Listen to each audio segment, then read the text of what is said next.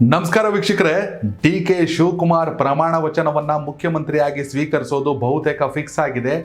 Date, ದಿನಾಂಕ ಮತ್ತು ಸಮಯ ಅದು ಮಾತ್ರ ನಿಗದಿಯಾಗಬೇಕು ಅಷ್ಟೇ.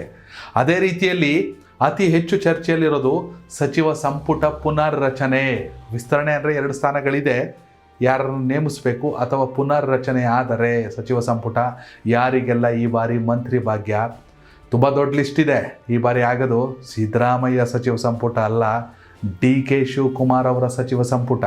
ಹೀಗಾಗಿ ಡಿ.ಕೆ. ಶಿವಕುಮಾರ್ ಬೆಂಬಲಿತ ಜೊತೆಗೆ ಸಚಿವ ಸ್ಥಾನಕ್ಕೆ ಅರ್ಹತೆ ಉಳ್ಳಂಥ ಸಾಕಷ್ಟು ಜನರು ಸಚಿವರಾಗೋ ಸಾಧ್ಯತೆ ಇದೆ. ಹಾಗಾದರೆ ಡಿ.ಕೆ. ಶಿವಕುಮಾರ್ ಅವರ ಕ್ಯಾಬಿನೆಟ್ ಹೇಗಿರುತ್ತೆ?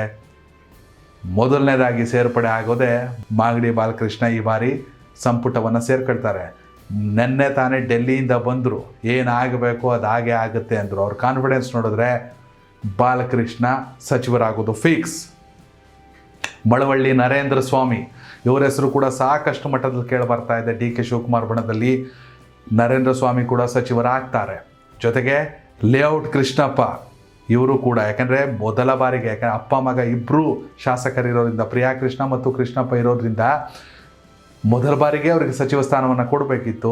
ಹೀಗಾಗಿ ಈ ಬಾರಿ ಕೃಷ್ಣಪ್ಪ ಅವರಿಗೆ ಸಚಿವ ಸ್ಥಾನ ಸಿಗುತ್ತೆ.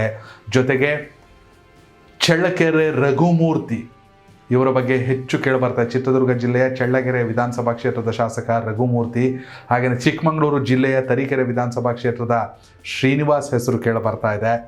ಇನ್ನು ಕೋಲಾರ ವಿಚಾರಕ್ಕೆ ಬರೋದಾದರೆ ಎಸ್.ಎನ್. ನಾರಾಯಣ ಸ್ವಾಮಿ ಹೆಸರು ಕೇಳಿಬರ್ತಾ ಇದೆ. ಇವರೆಲ್ಲರೂ ಕೂಡ ಸಚಿವ ಸಂಪುಟವನ್ನು ಸೇರ್ಕೊಳ್ತಾರೆ ಡಿ.ಕೆ. ಶಿವಕುಮಾರ್ ಬಣದಲ್ಲಿ ಅಂತ.